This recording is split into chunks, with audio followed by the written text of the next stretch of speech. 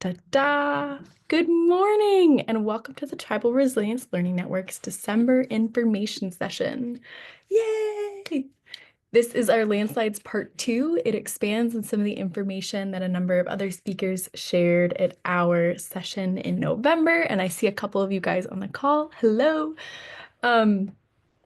And so just some really quick Zoom reminders. If you're calling in, please mute your phone. If you don't have a dedicated mute button, *6 should work. And during the Q&A session, you'll have a chance to unmute yourself and say hello and answer and ask any questions that you're needed. And the session is recorded. All of our recordings are posted on our Tribal Resilience Learning Network website. So I'll be sure to post that after the fact. And that way you can go back and watch it later. You can also share with any of your colleagues or friends that weren't able to join today. And again, if you are able to access that Zoom chat, say your name, where you're from, and one of your favorite things about this time of the year. Alrighty, so we've got a lot of awesome speakers today, so we'll go ahead and get started. And as we begin this morning, I would like to acknowledge that everywhere we live and work is Indigenous land. These are all of the lands where our offices are located. I myself am located on Piscataway land today, down in rural Maryland for the holidays. Though normally I am located on the Dena'ina Athlena or Tekayakak, also known as Anchorage. We also have another office at the International Arctic Research Center on the Trothiada campus, also known as Potato Ridge, and the UAF Campus Hill. It is the traditional territory of the Lower Tanana Dene people, and traditional chief Peter John from Minto shared the story of this ridge in the 1990s, and the official name was changed in 2013. We also have a number of our staff are located all around the state, so the Trothiada campus, Dena'ina Athlena. We also have some amazing tribal liaisons located in Quinhagak and Shaktoolik. I saw Geraldine hop on. I haven't seen Jolene yet today, but she's introduced herself at a session like this before, and she is in Shaktoolik. Alrighty. And this is our kind of broader Alaska Tribal Resilience Learning Network team. Nothing we do is in isolation. We do a lot of this shared work together and in partnership with folks. And even just today, Lori and Melinda Chase, actually at this exact time, have a call with the tribe to work on a number of other things. So we're all spread pretty thin, but we're all really excited to be doing a lot of this work for and with communities. And so this is just one of the kind of opportunities that the Alaska Tribal Resilience Learning Network provides. We also provide check-in calls for technical assistance, like that one I mentioned that Melinda and Lori are on. We also have a monthly e-bulletin that goes out and a listserv, which I know a number of you kind of hear from us in those avenues. So if you heard from us and joined this today, thank you. We always appreciate those. We also have monthly Learning Network information sessions, such as this one today, all during the non-summer months, because we pause those in summer.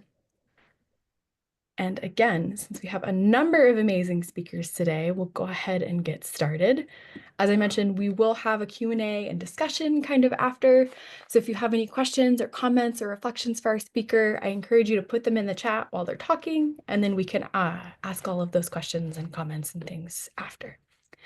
I will also note that Quinn is sick today, so he is unable to join us. So make sure to send him your well wishes if you know him personally. And we'll hear from a bunch of our other amazing speakers today. And with that, I think I will hand it to our first speaker, Gabe, who will introduce herself, as will a number of the other presenters after. Go ahead, Gabe. Thanks, Megan. I appreciate it. Can you hear me? Is my mic doing good? Okay, good. My name is Gabe Canfield. My Inupiaq name is Kongana. I grew up in Ketchikan, Alaska, and my family's from the native village of Wales and in the Nome region. I currently live now in Anchorage, although I'm calling right now from the East Coast. I'm currently in Baltimore. But for the purpose of the story today that I'll be sharing, I'll be talking a lot about where I grew up. I grew up in Ketchikan. My parents still live there. My grandma lives there still. And as you can see from these photos that I have on the presentation, this is actually a landslide that hit my parents' home, my childhood home, on August 25 of 2024. And a little bit of my story is just sharing about how real things can feel when you get hit with a natural disaster so close to you, and how raw some of those feelings can be, and how the process works when you experience a climate related disaster is so huge, like a landslide. Um, this landslide caused a number of homes to be destroyed, two of the main thoroughfares to be blocked off by the landslide, causing a lot of traffic and also causing damage to homes and people's livelihoods. My parents were evacuated for about 3 weeks, and I flew down from Anchorage to go support them and replace their lost goods. Since these photos, the debris has been cleared and the roads have been opened up, but there's a pretty large gaping hole on the hillside, and it can be pretty amazing to see, and also like awestruck, I would say, to be able to like look at something like that for a hillside that has been there your whole life, to know that it can just fall down like that is a wild experience. And so I kind of want to open up with that story and that real experience of like what it looks like and what it feels like, as a reminder to be like, these are very real things that we're talking about and we're dealing with. And of course, that is one of the reasons why it's a concern for folks who are interested in sharing and learning about landslides and the future of landslides in Southeast Alaska. Because some of a little bit of the history of this is that we had a very dry spell period in Ketchikan before there was about 6 or 7 inches of rain on the hillside that caused such a slough of debris down the hill, to land in the neighborhoods area of right in the middle of Newtown, Ketchikan, right next to the city building. And so just sharing out that information, I think, is really important. You can go to the next slide. Um, I have a photo of the cleanup right here on the right, and then also just a silly little photo of my parents' dog during the evacuation time that had no clue what was going on. And I just want to share that, like, one of the most important things in periods during this time is having people in community and having others who are there to help support you and lean on is really important. We had an amazing first responder response, and then a phenomenal crew of city workers who worked on clearing up the debris and getting our power back on, our Wi-Fi back on, our gas and heat connections turned back together, and then also community members who reached out to support us with anything from clothing donations to food to like immediate aftercare, like getting us into a hotel room that first day where you can see the dog on the left is loving his vacation because he had no clue what was going on. But just being able to have that community is one of the biggest and most important things, because the community come together is like your first your first barrier of support, I would say, is like being able to have everybody there with you. But I wanted to be able to share that story because it might give context. And of course, not all landslides that will experience and will happen on Prince of Wales and in Southeast in general will have as big of an impact. It may hit a region that is not as populated, it might hit logging roads, or it might just hit crossways between communities, but that doesn't mean that it doesn't have an impact as drastic as this. But it still is a concern nonetheless. It's something that impacts us and our ways of life and our futures. So we want to be able to share a little bit of that in this presentation. So thank you. Thank you so much, Gabe. I, yeah, and just so folks have a little bit more context to the session, a number, I think if not all, actually all of our speakers today, we either met or kind of accompanied us on our Prince of Wales visit that the Tribal Resilience Learning Network did as part of the Strengthening Resilience Today project a number of weeks ago. Um, and so part of what we really wanted to emulate and bring to the table is a lot of the sharing that occurred there, and that folks were able to do. And so one of the ways we opened that session was Gabe sharing the story of this landslide in Ketchikan and a number of the impacts to her family, which we really wanted to honor and make space for. Even though the presentation title says Prince of Wales, this is a really key part of how we spark discussion and sharing and really kindness and reflection, I think, at a number of these other sessions.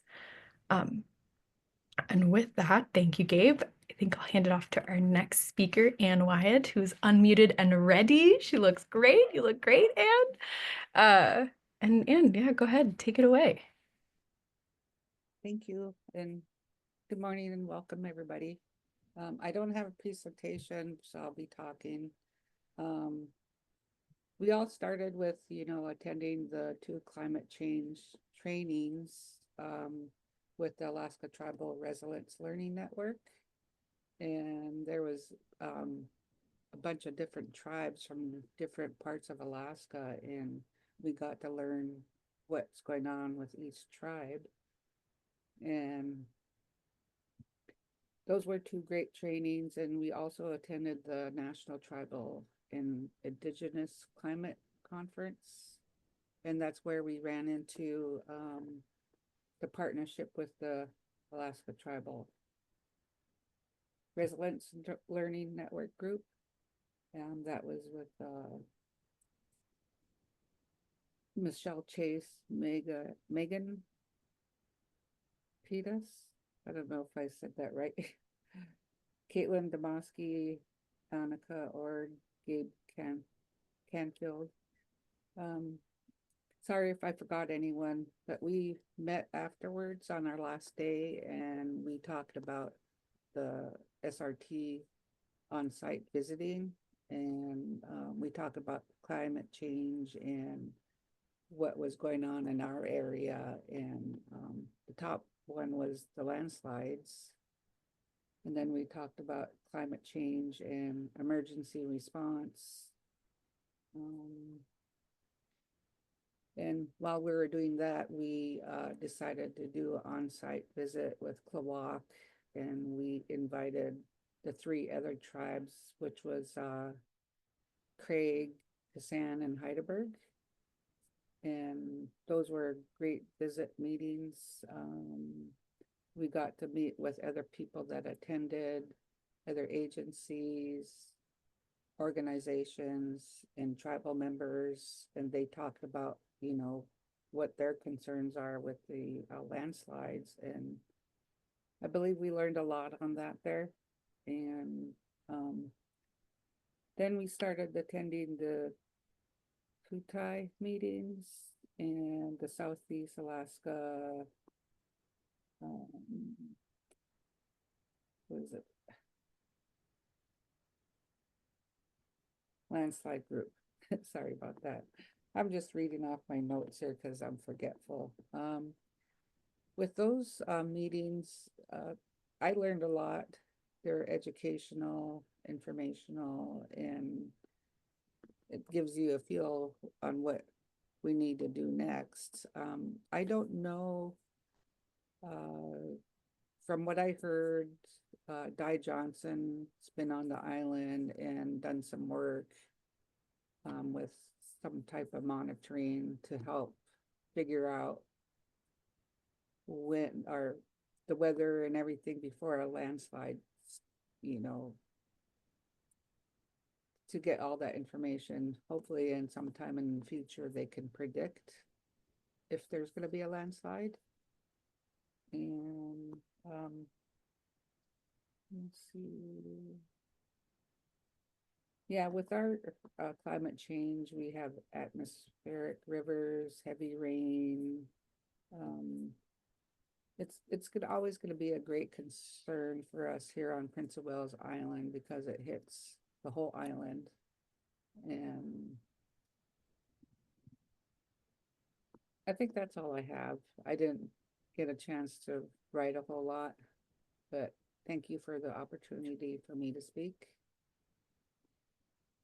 Oh, thank you so much for speaking, Anne. That was great, and helps provide a lot of the context for, yeah, how we all came to work together, and a ton of the amazing work that you and your whole team, and yeah, Tylo hop on, and Verla I know is doing a ton too, and it's just, yeah, we greatly appreciate your presence today.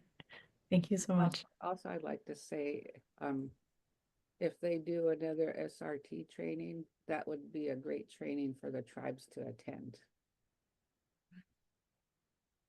Does somebody pay you to say that? Does somebody? No, I'm just kidding. I'm kidding. It's really great training. It was educational, informational, and it was also a fun training to attend.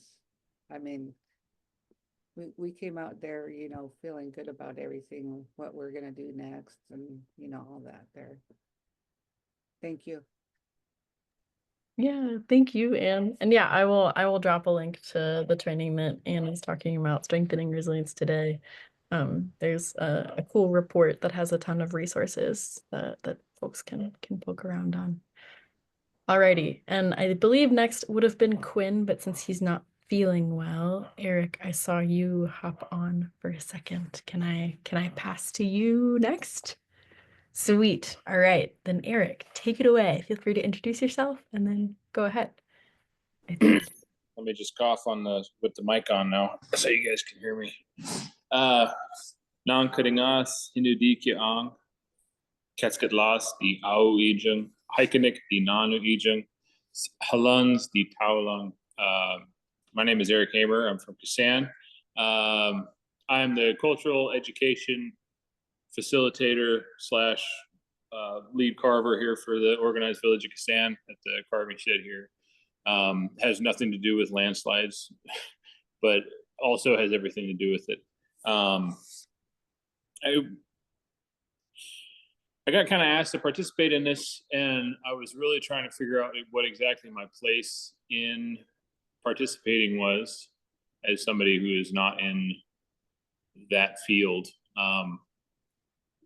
And there was just a few thoughts that I wanted to share. I didn't write anything out, but I could talk for a long time, whether you like it or not. Anyways, so one thing that I was thinking about is when folks showed up out here to host the workshop meeting, I guess it would have been last month now.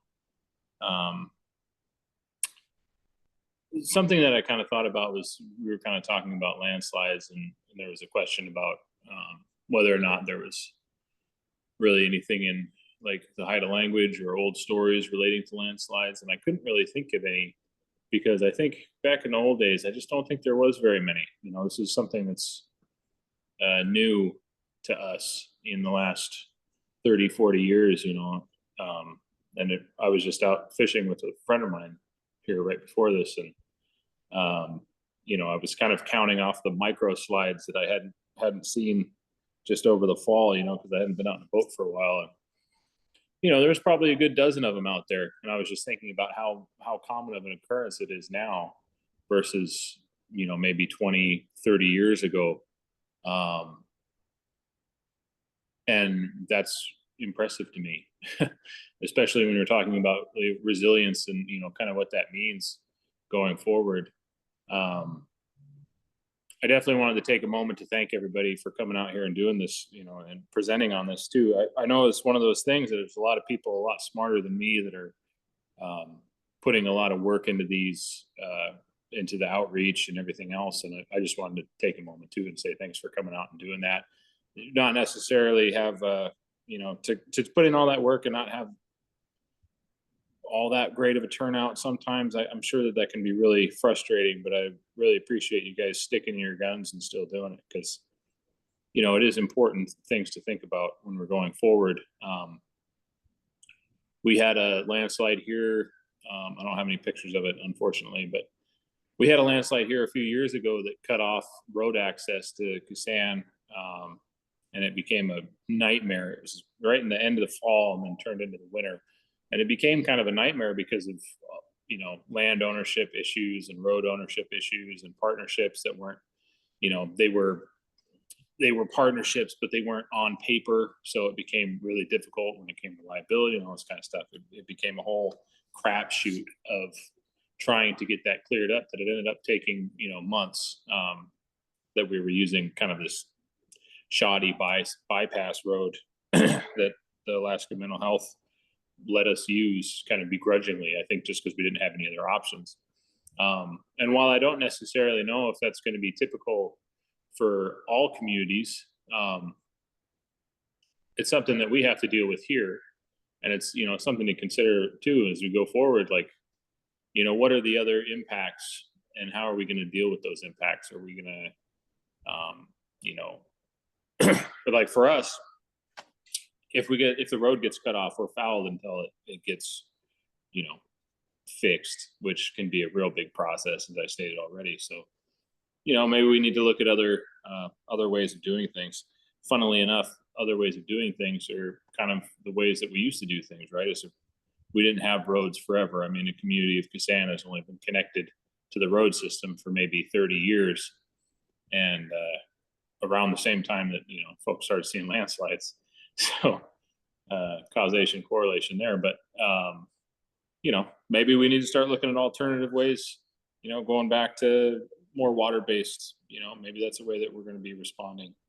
But that's kind of what, in my mind, that's what we're talking about when we're talking about resiliency, is finding creative ways to respond to things that are changing around us. Because we don't have, you know, I'm not a scientist at all, not even close, but I can't personally think of any way that you're going to stop landslides from happening at this point. You know, we're kind of beyond that, or sea level rise, or, you know, temperature rise, or any of this kind of stuff. You know, we're going to have to adapt as that stuff shows up.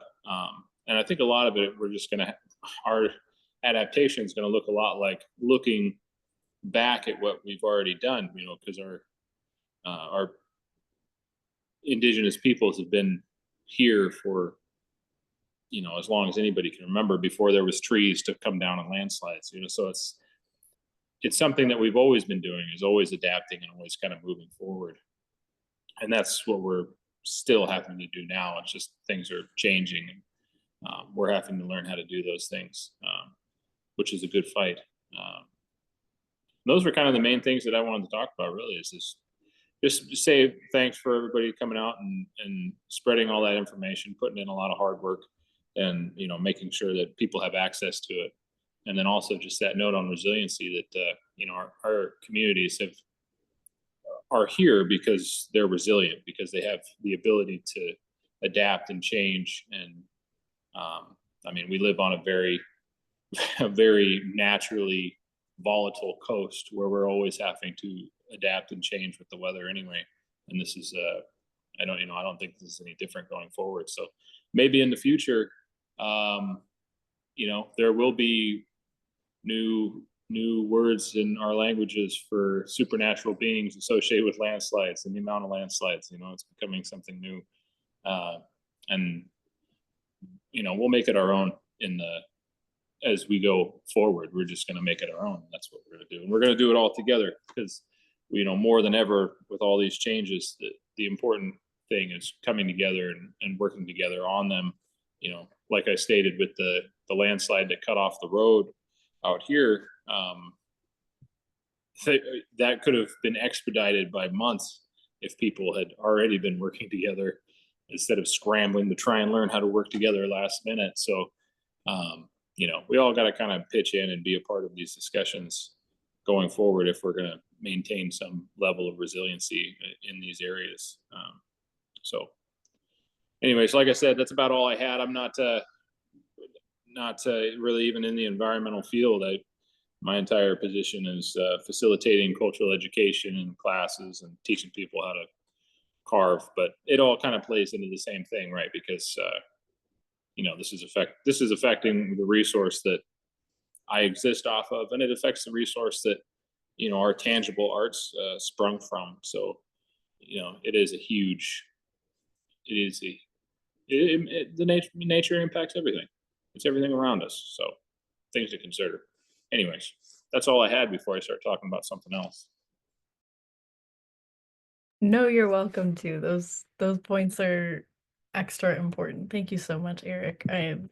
Yeah, and as you mentioned, all of those, especially the arts, are so integral to keeping ourselves well, and to having the kind of fortitude to do a lot of this work, because it can be really, really heavy. And I think the work that you're doing, and the work that Anne is doing, and Gabe is really, and Ella, who's going to talk here in just a second, is really, really important, and it's really, really key, because yeah, as you mentioned, it's going to take all of us. And like the full, I'm going to say the full title to the Strengthening Resilience Today project, which I know Melinda and Krista and Geraldine and Jolene are all on this call. And yeah, Cody, I saw you hop on. I know you were involved in the Heidelberg discussions. It's the full title of the Strengthening Resilience Today project is Looking Forward, Looking Back. because I think that's really important to mention, just because that is what this is going to take. It's going to take looking back and looking forward and looking across generations. And with that, also looking forward, Ella, I think you are up next to talk a little bit about the Landslide Working Group. And Luca, I know you're on the call, and so there's also a bunch of other friendly faces that are involved in this work. Kenneth, I see you too. So take it away, Ella. Go ahead. Yeah, thanks so much, Megan, and thank you, Eric. It's great to see you again, and great to see you and Gabe as well. Also, Di Johnson, if you want to talk about any of the Prince of Wales work as well, please feel free to jump in here. Also, Kenneth Weissel, Stephen Slaughter, Tylo, Gabe, Luca, Cody Carl, Britt Tonneson, you all have been involved in the Southeast Alaska Landslide Working Group in some way, so please jump in. You all are very knowledgeable about this as well. So my name is Ella Newman. I'm the data manager at the Ketchikan Science Center located on Shika, Klinka Ani, Ganesh Hawa. Thank you for having me. I'm excited to share with you all about the Southeast Alaska Landslide Working Group and invite you all to join. As I mentioned, I see quite a few familiar faces that are part of this group, so please hop in and share your thoughts as well. I'm going to start with a cup of coffee. So as you all know, landslide risk reduction efforts have been ongoing in the region for decades. But in the summer of 2023, KK Prussian and Jackie Foss from the U.S. Forest Service in Sitka had an idea over a cup of coffee to bring together state and federal agencies, tribal governments, municipalities, universities, and nonprofit organizations to coordinate landslide risk reduction efforts. As Eric Hamer said, we all have to pitch in together and work together to address these problems. So just as he was saying. So this idea is a community of practice. What does that mean? This is a group of people who agree to work together around a common goal. In our case, everyone on this call, we all care about decreasing landslide risk reduction in the region. We're all interested in sharing knowledge and resources and supporting response efforts in the case of geohazards, specifically landslides that affect our communities. In March of this year, Klinkit and Haida and the Science Center co-hosted a meeting to make this idea a reality. To this meeting on March 5th and 6th at Harrigan Centennial Hall in Sitka, we invited leaders throughout the region whose communities are impacted by landslides, people who are part of scientific community research, and entities involved in response efforts. So there's going to be another meeting this coming March 2025. Jess Kaiser Forster is going to be facilitating that. She's part of Sustainable Solutions. So of those people we invited in March of this year, 60 people attended either virtually or in person. It was a great turnout. Yeah, if anyone who was there would like to speak about that, I can just hold off for a second if anyone wants to hop in. Okay. So, and the final thing I wanted to mention is that you all are a part of this community of practice and your input matters.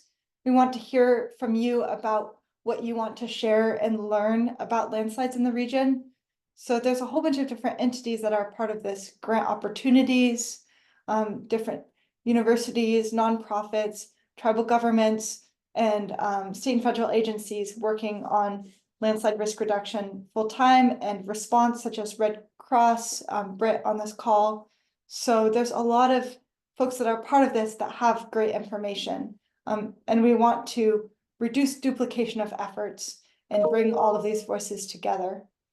The next working group meeting is actually tomorrow morning at 8 a.m. Alaska time. If you scan this QR code, you can go to the Sustainable Southeast Partnership website and join this meeting. Travis Eskoff from the Department of Transportation is going to be talking at this meeting. He's going to be facilitating. It's very exciting. He'll be working with Aaron Jacobs to talk about how to connect weather stations to the National Weather Service to improve forecasts. Tess Hostetter will be facilitating the January meeting. She's the tribal liaison for an engagement coordinator for the Alaska region for USGS.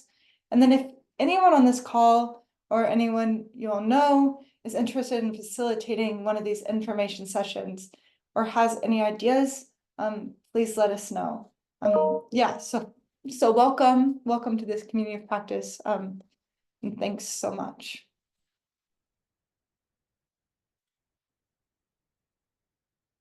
Yay, thank you so much, Ella. Yeah, when I saw that the community practice meeting was tomorrow, I was really jazzed about the timing because I was like, this can be an excellent way to advertise. And it's so good to see Tess being the presenter for January. She's actually an alumni of the Tribal Resilience Learning Network.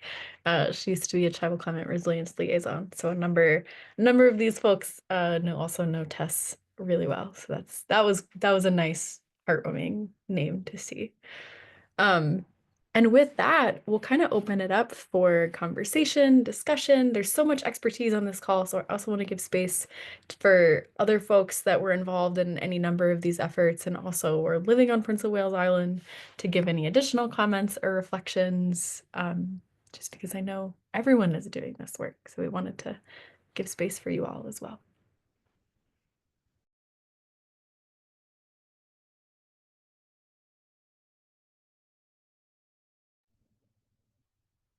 Hi, Megan. Hey, Anne, yeah, go ahead. I forgot to mention our landslides. Go ahead, yeah. I think I overlooked it when I was looking at my notes. But we did have like in the past 3 years, there was like 50 minor landslides on Prince of Wales Island, and there was like 6 major ones. In Klawak, there was like 3 on the Black Bear Hydro Project, and there was one out of Klawak going towards the Hollis Highway. And it looks like there was one out by the airport. And there was like 3 out at Port St. Nick. And I think one spot was hit twice, was the 62 pit. And they also had one in Ketchikan, I think 2 in Heidelberg, and one in Thorn Bay. I'm sure there's other places that I don't know of, but it's just a concern for everybody on the island, I believe, and it's a warm summer, so we're supposed to get snow yesterday, but we didn't, and it's cold and frosty out, but looks like it's supposed to warm up a little bit this next week. That's it. Thank you. Yeah, thank you. Yeah, and I don't know if anybody else on our team wants to offer any other reflections. We spent most of our day, we would have community meetings in the afternoon or evening, but we spent most of the morning kind of driving around with different folks of the sides. Like Cody, I don't know if you wanted to chime in too. I know we got to see a number of the slides on the way to Heidelberg with your environmental assistant, the dog. So yeah, feel free to chime in too.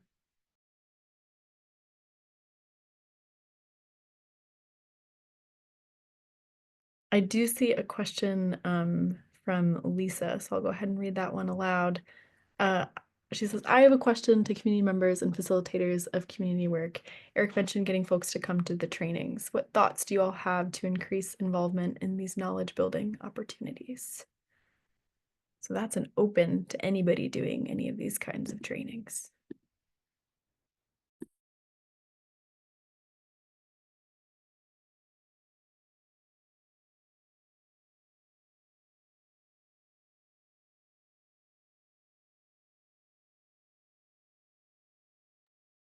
Not to put any specific, oh yeah, I was gonna say, Melinda, I was gonna call on you next. Go ahead.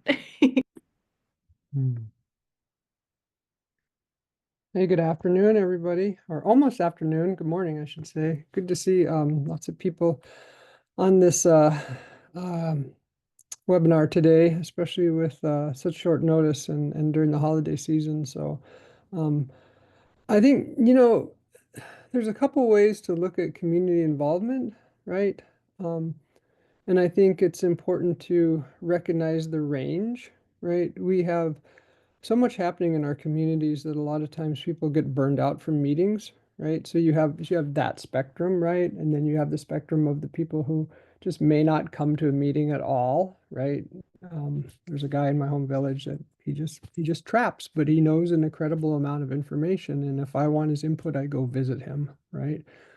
But I think uh, you can approach community involvement like realizing, it takes building out a community of practice, or it takes those individual conversations that like Eric might have over, working on his art with community members. It takes, you know, maybe engaging and going to a tribal council meeting and getting on an agenda and saying, hey, I just want to have 10 or 15 minutes to raise this.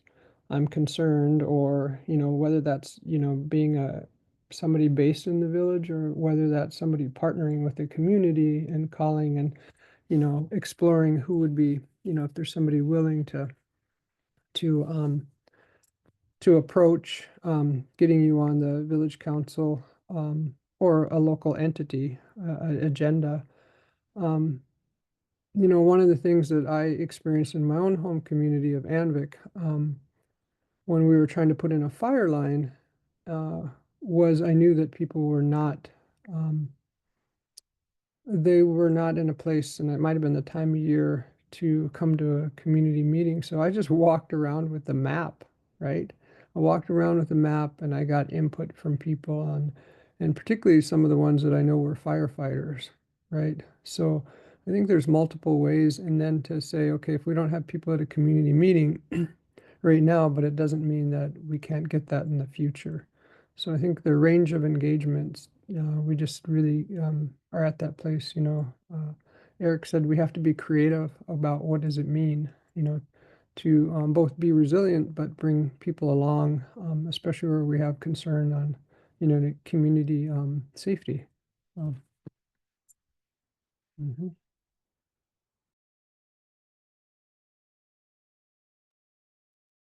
Thank you, Melinda. Yeah, those are excellent points to bring up.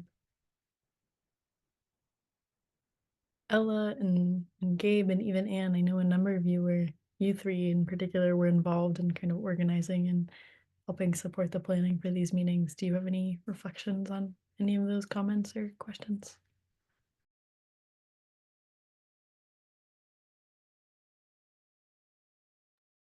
Yeah, I don't want to put Di Johnson on the spot too, but she's been a part of a lot of wonderful work with Alaska Youth Stewards and putting up the first weather station network that has 3 different altitudes on Prince of Wales. Di, do you have any reflections on that? You're a great resource. Thank you, Ella. And you're not putting me on the spot. Well, I guess the story is we should be put on the spot a little bit in order to engage sometimes.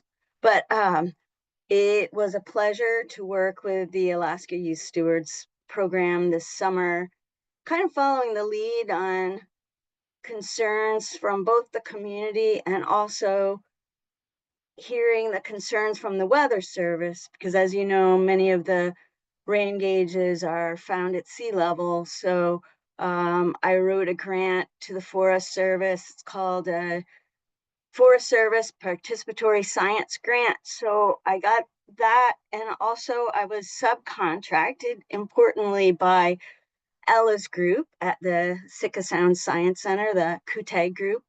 And together I worked with, the grant gave some of the funding to the Alaska Youth Stewards, and we together installed some rain gauges, and we are also now working with Jess Isaacs, who is our community collaborator, and he's helping to maintain the rain gauges, and it involves keeping them level because that gets the best measurements. So you need to make sure they're upright and clean out any leaf litter. But what we did learn, there's one at 100 feet, one at 1,000 feet, and one at 2,800 feet. The rain gauge at 1,000 feet can get double the amount of rain that falls at sea level. Overall, it ranges from 20% more to like 200% more. But over time, it's at least 20%. And then I'm going to start working with people with the Weather Service to look at as you know, people that live on the island know that, all storms are different. Some storms are more convective storms, and the weather in the summer, there were more differences along the elevation gradient than in the fall. And we're going to tease that apart and engage the youth stewards again this summer. I'm going to get some more funding, and we're going to install some more rain gauges to better understand the variation. And one of the most surprising things was the rain gauge at 2,800 feet had less rain. And for those of you that have spent time on the top of Sunahay Mountain, you maybe could believe it because it's so windy that the rain doesn't often fall down. It's actually moving up, and it's a lot colder. And so it's just kind of a cold mist. So the next rain gauge that we put in will be maybe at like 1,200 feet to just start getting a sense for the range of variability. And one important point is that all of this information is cellular transmitted, and it goes to directly to the Weather Service. So they can use this information to provide better forecasts for the communities and develop more of a warning system for the types of rainfall that cause the atmospheric river type rainfall, and develop a means to alert community members. Can you think of anything else? One big thing that I want to point out is that, I'm a scientist by training, and so it's really important to work with teachers.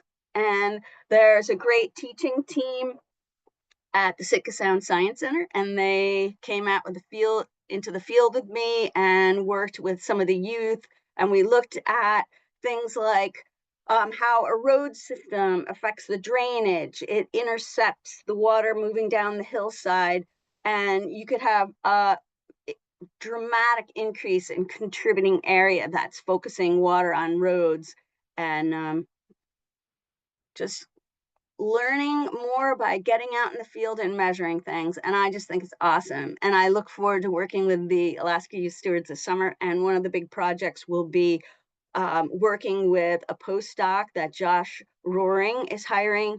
And we're going to verify the model. So he's going to have a model. It's going to be really techy and largely based on computer generated models, but we're going to go out in the field and say, well, it works well in these types of areas, but perhaps if the channels are confined, or there's a change in slope, or there's a change in tree diameter, how would that affect the runout? So I look forward to working with the youth on that. And I think that's enough for now. Thank you, though, for organizing this. Thank you so much, Ty. Yeah, I was scanning for your name, but I guess I didn't know your full name and not your nickname. And so I was like, oh, bummer, she can't join today. But I'm so glad that you got to say that. And actually, maybe if I can show a slide that Ella shared too on our visit really quickly, just for anybody that's a visual learner. and you can tell me if this is a good slide, and maybe Luca, you can too. But I think this graph shows exactly what you were saying too. I don't know if you wanted to speak any more to any of these Oh, sure. All of that information was actually on a poster that I just presented at the American Geophysical Union conference that was in Washington, D.C. this year. And it was a terrific conference, largely because there were a lot of people that are working on Alaska landslides, and we just rallied together. It was the most fun, interactive poster session at a conference I've ever gone to, because it's like we're all there together and we all care about improving forecasting and helping people in Alaska. And furthermore, since I was in DC, I thought, okay, it's time to meet with Lisa Murkowski's staff. And so I had the opportunity to meet there, and I got pep talks by Lisa Bush, who's done a lot of lobbying in DC. And her staff had ideas about how we might be able to rally around some of the discretionary funds.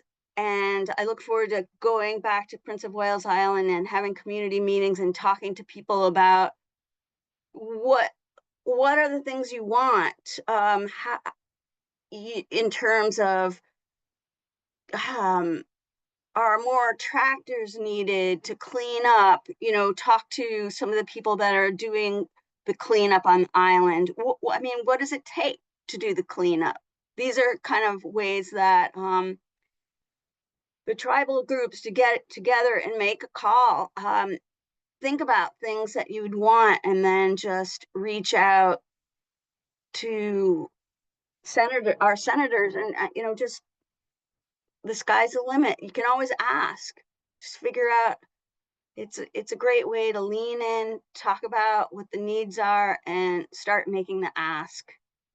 So anyway, at any rate, this slide, getting back to the slide, just shows the location of the rain gauges. We have one at the high location, 2,800, one at a medium slope, one at low, which is the low slope, the low sites near the quarry. And then Oregon State University also has one, and that is one that needs to be downloaded. And the graph just shows how the uppermost site actually has the least amount of rain over time. This is cumulative rainfall. And the mid slope had the most rain. And the site that's at the quarry it's that white-ish line, and the rain gauge that's shown on the slide just shows how the information. I thought it was going to be a simple matter on getting the information transmitted to the NOAA Weather Service, but actually it goes through a couple different channels before it gets there. And then the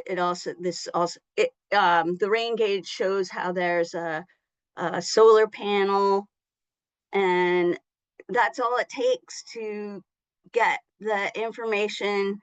It gives the instrument enough charge to send the transmission that can be picked up by cellular means.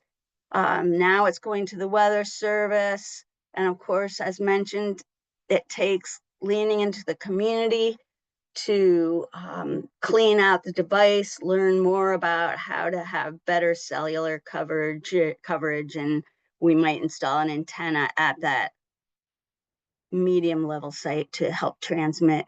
And I will figure out a way to best communicate this information to people on the island, so that if they wanted to add more rain gauges, we had the onset hobo rain gauges worked great, and I'll just describe in a method of how to set it up so others could be set up on the island. I get pretty excited about this because I just love working with communities, and I think I probably talked more than I should. So, but feel free to reach out to me. I'll put my email address in the chat. Great. Thank you so much, Di. And no, you were perfect. That was the exact right amount of time. Thank you so much. The other thing I wanted to touch on, I see a lot of comments and awesome conversation in the chat, so I wanted to open it up to, I see John Pennington and Tobias asking some hard questions, and Luca, if you guys wanted to reiterate some of your thoughts out loud and kind of had that discussion too, feel free.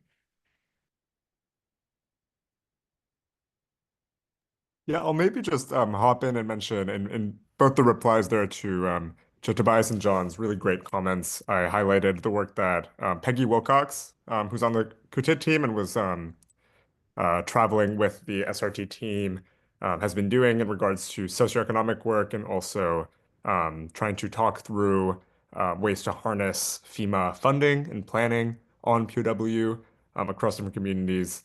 She's just really amazing, and she's been really thinking a lot about this sort of thing. So wanted to pitch her and sort of share that she's been working on that. If anyone wants to get into contact with her, I've put her email in the chat. And also um, please feel free to message me as well. The sort of thing that I'm really interested in also, and happy to connect people with Peggy or keep the conversation going, as they're both really important. And yeah, it's I think today it's come up, and also of course comes up often as these landslides and hazards aren't happening in a vacuum, right? And the reason they're so important to us is their human effects, and how they're impacting our communities, and sort of those secondary impacts are really what get to us. And so important to see that and see how they affect different groups of people differently. And yeah, just thank you, Tobias and John, for those messages, and just wanted to share that some of our Kucha staff have been thinking about and discussing it as well, and hopefully that can go somewhere too. But yeah, hope that brief little answer helps out.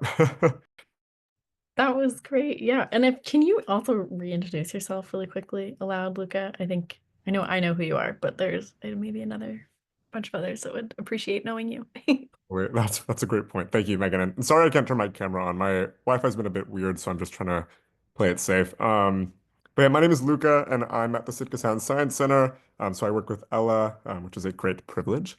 And I am the project manager for the Kute project, which works to address geohazards caused by extreme precipitation across Southeast. So we have a few different partner communities, and yeah, our work is sort of birthed off the interagency working group and some other sort of side projects. And we have the great honor to be able to collaborate with a lot of different groups working on landslides in Southeast, and especially the great honor and privilege of working with the local tribal governments and with Central Council as well, on all of our projects and products, as they are steered by each of our partner communities' needs and desires. So really exciting work, really great time.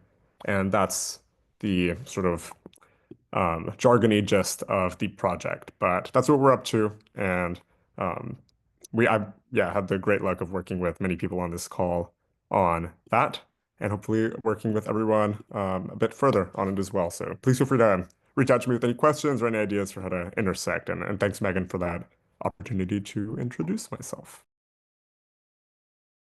Yeah, of course. And I wanted to pause also and give the same opportunity to John Pennington and Tobias Shore. Same thing. Do you guys want to introduce yourselves aloud and summarize any of your conversation or thoughts? Well, hey everyone, can you hear me okay? Oh, great. Yeah, I threw some comments in here because I love these conversations, and POW is our other Alaska home over 2 decades of friends and family. So I have a deep concern and passion for POW. And so hazard mitigation plans, they've been a requirement from FEMA since 2000 with the Disaster Mitigation Act of 2000. And not a lot of communities know about them, but they're very much learning about them more as disaster events occur that are declared by FEMA under the Stafford Act. But more importantly, what we're starting to see is requirements for baseline eligibility for a whole host of grants. And the biggest one of them is the Building Resilient Infrastructure and Communities grant, BRIC grants. The conversation today started out about community engagement. That's what really caught my attention. And why I threw hazard mitigation plans into the conversation is that they absolutely require community participation and engagement to be approved by FEMA, and therein unleash this host of funding and eligibility. So it's a mechanism by which you can call the communities. And one of the things that we see in tribal communities, and my PhD is in Indigenous Studies, although I've been in emergency and disaster management now for about 25 years, is that these community participation events allow the community to define what a disaster would be. And that's something that I really like, because usually it's enumerated by the Stafford Act as floods, fires, earthquakes, and windstorms. Many of the things that we'll see on Prince of Wales and Haida Gwaii as an example, increasingly on Haida Gwaii. And but disasters are also that the salmon don't return to a particular area based on climate-based rain patterns, or that the wrong species of the salmon returns, or up north when I work with the Inupiat communities, that the bowhead well doesn't come around that point at Point Hope, and subsistence can't occur.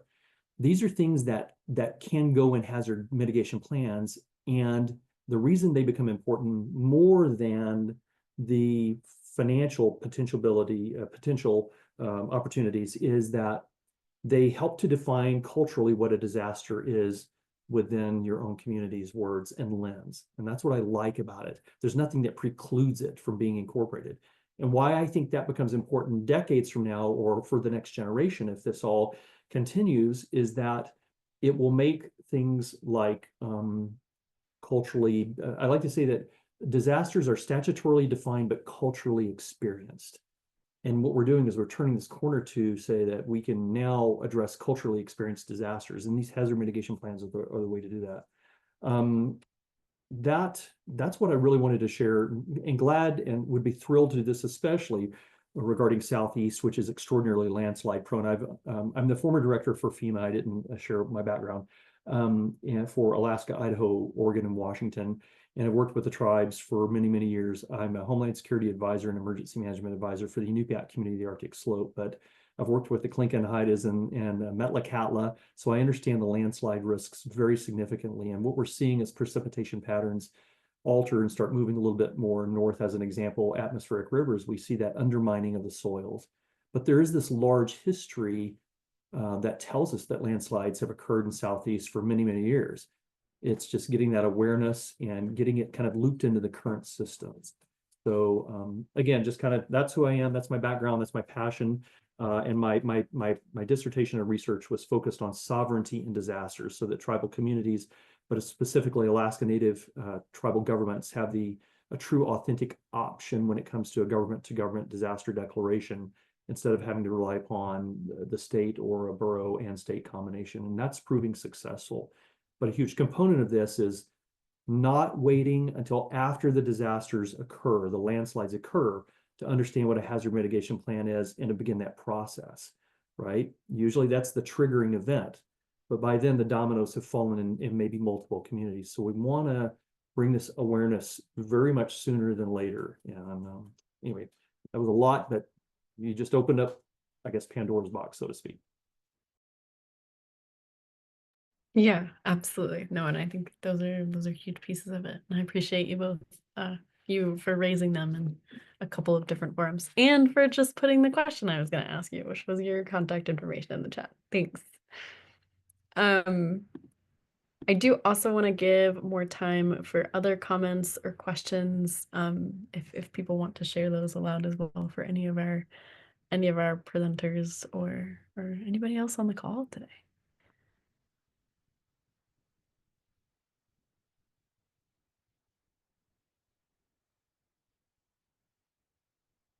I do have one question for our presenters, if folks need another second to think. I guess, so for a number of you, Anne, Ella, Gabe, Eric, what is the most invigorating part of this work? Again, as we mentioned, a lot of this can be draining, can be really, really heavy and intense and detailed, especially with a number of us wearing a variety of different hats and wardrobes at that point. But what is something that invigorates you when you come to work? What is something you get energy from?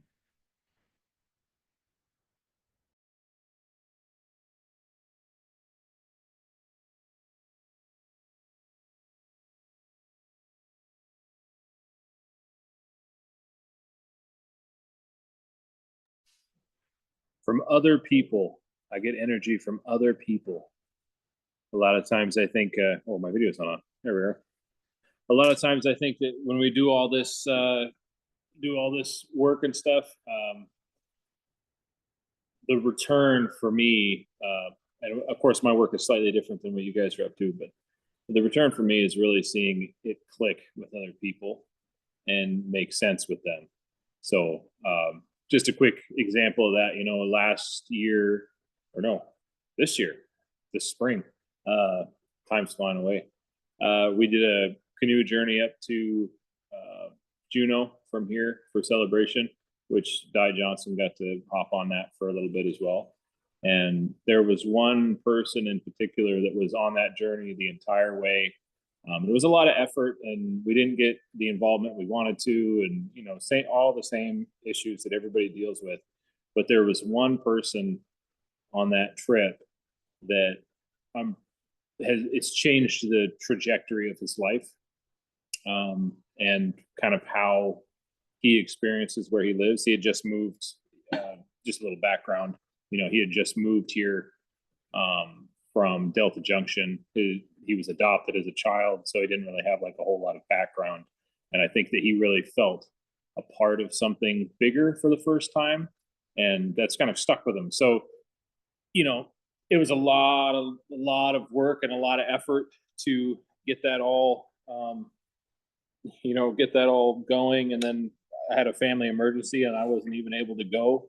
But for that person, his entire outlook on life has changed, and that made it completely worth it for me.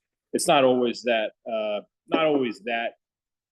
that was a really good example, because it's very obvious. Not always that obvious, but sometimes you can see that it sticks with people, and that's where I get my energy from.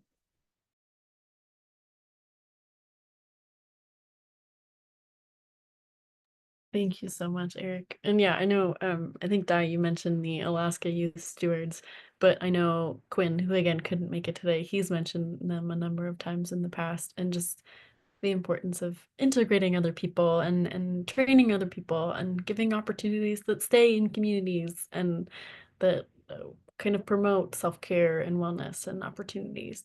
They're just so key. And so yeah, I think a lot of the work that the Alaska Youth Stewards I find personally invigorating, and I don't know if I know a number of you have worked with them before, and I know Tylo, you've served on a youth crew with YCC before, and so I think those programs are really, really valuable. But yeah, I guess to our other presenters as well, Anne, Ella, or Gabe, do you guys have things that invigorate you about this work? I agree with what Eric said. I just really love the team I work with. Kenneth, I see you on the call too. It's a pleasure to work with you, and Luca as well. And yeah, meet so many wonderful folks. So yeah, it's just so great. Good community.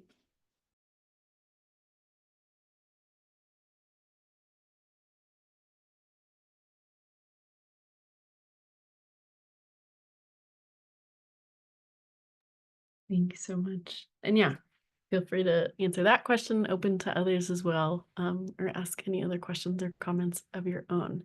We're kind of reaching the end of what I had planned, so I'm happy to keep the conversation going if folks would like. I'm also happy to end a few minutes early here and get y'all on your way. Any closing comments or thoughts before I do that?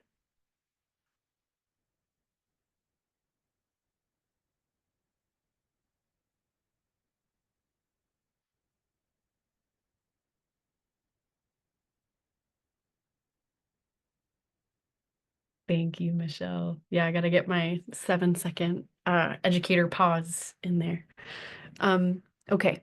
Well, with that, I would like to thank you all so much for presenting and for joining today and for doing such an amazing job engaging and providing resources and being open to talking about this a lot more. Again, for those that are interested, Ella's the Landslide Working Group, not Ella's, it's not just hers, it's a whole host of people. The one that Ella mentioned is happening tomorrow morning in case you're interested in joining. Again, this presentation, the recording, all of the links, the PowerPoints will all be posted on our website within the next couple of days. Here's our Tribal Resilient Learning Network email that reaches all of the lovely folks you see below, and I see a number of our lovely team is on our call. Thank you all so much for joining. We want to say happy holidays from our team to yours, and thank you for doing so much of this work and for staying involved in this work, for staying in good relationship with us. We so appreciate it, and it was really nice to see so many familiar faces and get to hear from everybody. Yeah, it was really nice to have this be a nice our last information session before the holidays. We also want to mention that Alaska Forum on the Environment, or AFE, is happening in Anchorage February 3rd through the 7th. I know a number of you all will be in town. Shoot us an email, come say hi. I think a number of us will be in town as well. And there is our website below where you can learn more about the Strengthening Resilience Today project. You can watch part 1 of this session, which Stephen Slaughter and Kenneth Weitzel presented at, along with Mort with the state. So yeah, shoot us a line, come say hi. And we want to thank you so much for joining today. We so greatly appreciate, and we hope to see you all soon. Bye, everybody. I'm going to stop the recording now.